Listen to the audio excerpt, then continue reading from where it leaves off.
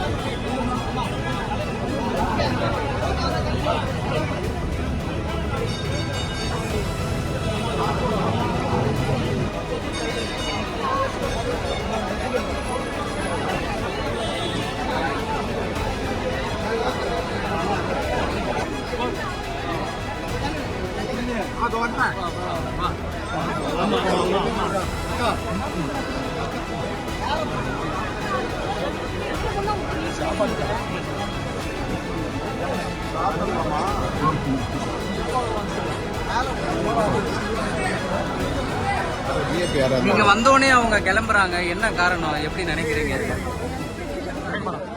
ஏன்னா நீங்க வந்தோடனே தான் அவங்க சாப்பிட போறேன்னு சொல்லிட்டு கிளம்புறாங்க.